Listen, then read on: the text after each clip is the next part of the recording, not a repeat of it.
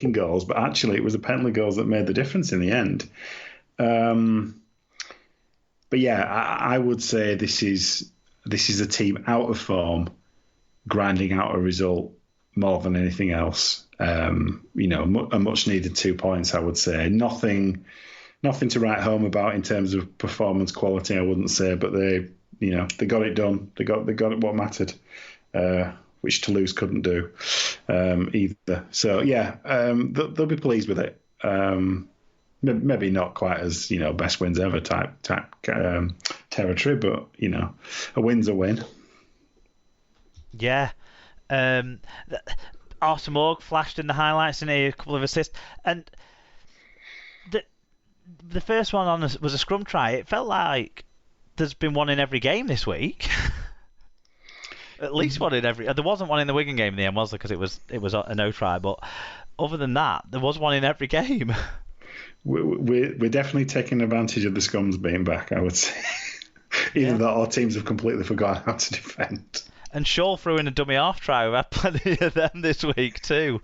So I think the theme of the tries in this game was the theme of the tries from this round. I do struggle to believe that Lewis Murphy got his try down. If he did, then he's definitely starting to do Tom Johnston things in replacement of Tom Johnston. But I don't know. I'd love to get a better angle and a better view at that one. Nobody had a good view on that side, so I have to go with the officials on that. Of course, one. Yeah. But yeah, no, you're right. It looked improbable, I would say. But Bevan French type improbable, I would say. But yeah, I guess it's given. So that's just the way that is. Tiaki Chan got a grade C dangerous throw 2-match penalty notice, so he's getting noticed by the disciplinary already in his fledgling career for the Catalans. I don't know if they've got any bodies coming back next week, but it's another one to replace. It's it's good. I think it's good going on them to be maintaining the top four with that. I think they've done enough already, haven't they? Probably, especially with Cass losing. Why don't you take us through the standings? Yep. So St Helens keep their 4-point lead at the top with 5 games left. They've got 36. Wigan have 32. Wigan are officially in the playoffs now. Huddersfield have 29 points with Catalan on 28. Castleford hold 5th on 22. Leeds are now 6th on 21. Salford, FC and KR are still in the race on 20. Warrington in 10th have 14. Wakefield have 12 and Toulouse are bottom on 10 points. We didn't ask the questions necessarily, but you answered it. You sort of thinking Leeds and Salford will be the ones that make those final 2 playoff places. Huddersfield are still sort of talking about second. They're not well adrift of Wigan, are they? But Wigan are. I feel like Wigan still can catch Saints, so obviously Huddersfield can still catch Wigan, but I don't think that those positions will change. Maybe Huddersfield and Catalans might swap because there's only 1 point there, isn't there? But how do you see the rest of it panning out? I think the top 4 will stay in their current positions. With 5 games left, I don't see there being enough turnover and results personally. I can't see Huddersfield winning 2 more matches than Wigan in the last 5. I just can't see that.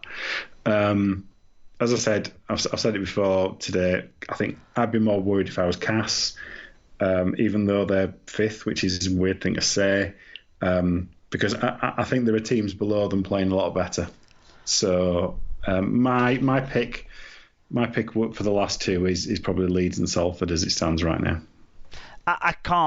I can't disagree with that necessarily. I think it's hard to pick though because Hull FC is so inconsistent. They can be amazing. Castleford, if you go back before 2 weeks ago, looked like they had things right. They looked like they had the right sort of spirit, mentality, that sort of stuff.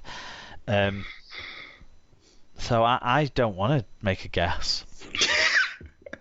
But I do think Toulouse are going down. Yeah,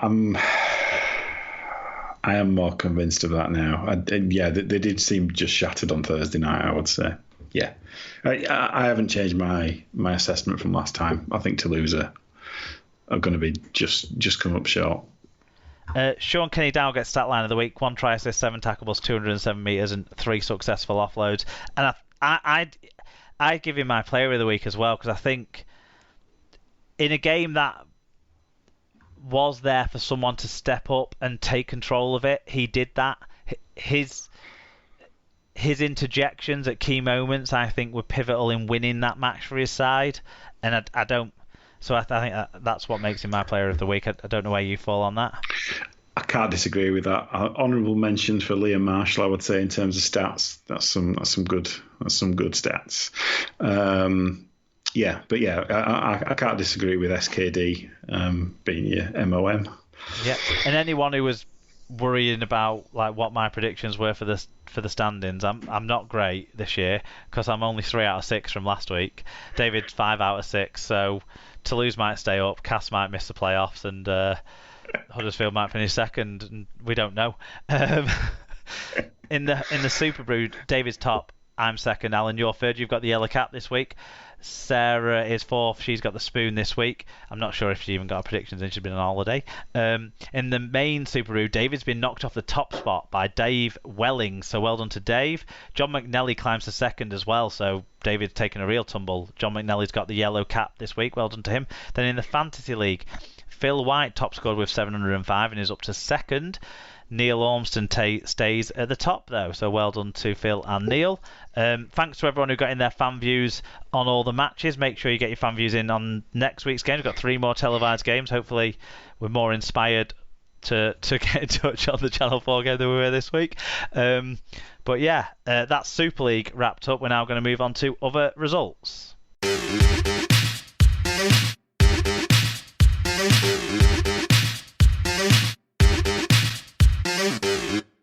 So we move into other results this week, and in the Women's Super League in Group 1 it was Leeds 22, St Helens 30. Mike Webb got in touch. He said, good win from Saints and it's really hotting up into the playoffs. Fortunately, a 20-point cushion was enough to prevail from the inevitable and predictable late Leeds tries. Yeah, I get a high-scoring close game. I don't think we've had too many high-scoring close games, but these two sides seem to want to dish them up this year. It is going to be exciting in those top 3 for the playoffs, isn't it? Yes.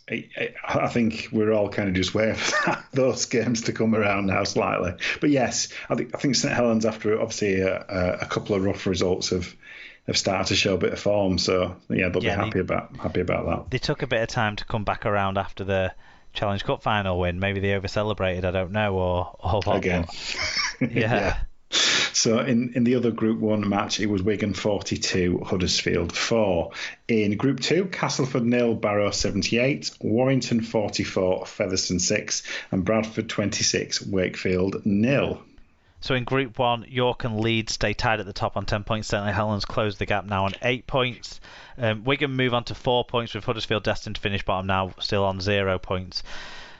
And Wigan destined to get battered in a semi-final by York, Leeds or Saints.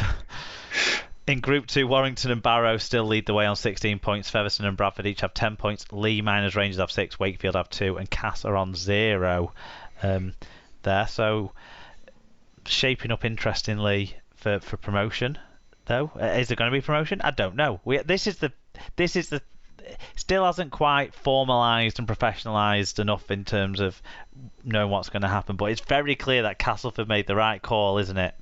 Yes. I think Warrington might be good enough to go up to Group 1, maybe, from what I've seen. But yeah, I guess what, as you say, like you, I don't know whether it's even on the cards. No, and I certainly wouldn't be talking about relegating Huddersfield either, because I think they might, you know, they've had a bit of a rough run this year, but I think given the time they'd be good enough too. The problem is that they kind of brought in a couple of players, but then a couple of the players said, actually, we'll go to Saints instead. Yeah, there has been a bit of a talent drain, but yeah, I wouldn't be looking to demote them either. Did you see there was an English player who used to play like Union Sevens or something who's been signed for one of the NRLW sides? I forgot to put it into the news, but someone, Paul Down Under, linked us into the article. So there was no talk about the World Cup, but that's the World Cup prospect, surely. I would have thought so. You know, the more quality we've got, the better. Yeah. In the Championship, there was a catch-up match on Wednesday night. It was a round 4 match back when the weather was really miserable. And it was Batley 32, Sheffield 22 in the end. Otherwise, it was round 22 in the Championship. Bradford 48, Workington 18. Do we read much into that, being over the bottom club? Considering we were behind in the match, no, I don't. Early Actually, have we been talking for like an hour and a half and we've not talked about whether the air conditioning needs turning down? What? Oh, Alan, you've not been on social media enough this weekend. No, I haven't. Why? What's... A Workington fan broke into the commentary box to tell what's-his-face Gledhill to turn down the air conditioning. What, in the... Yeah. Where were they? I don't know. Either it was making too much noise or pumping out too much. I don't know why, but I don't know what made them do it.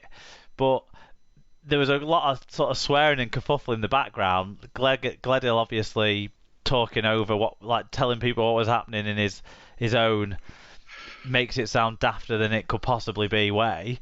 That my favourite bit of it was one of the comments in reply to when he tweeted out a clip of it on This Is Why I Can't Believe You Not Noticed It. One of the replies was, who's that funny Halifax fan? Said, he commented back saying something like, how did Mr. Metcalf get in the commentary box?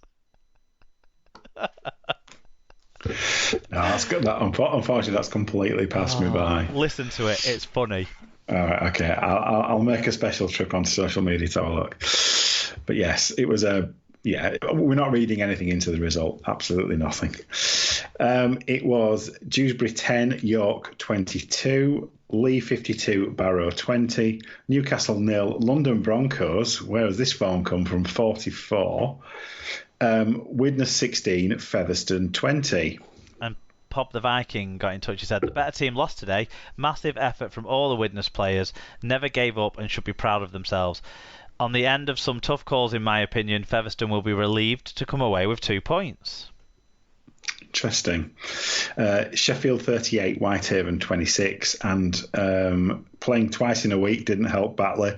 At Halifax, they were beaten 34-18 in that match. Yeah, it's weird.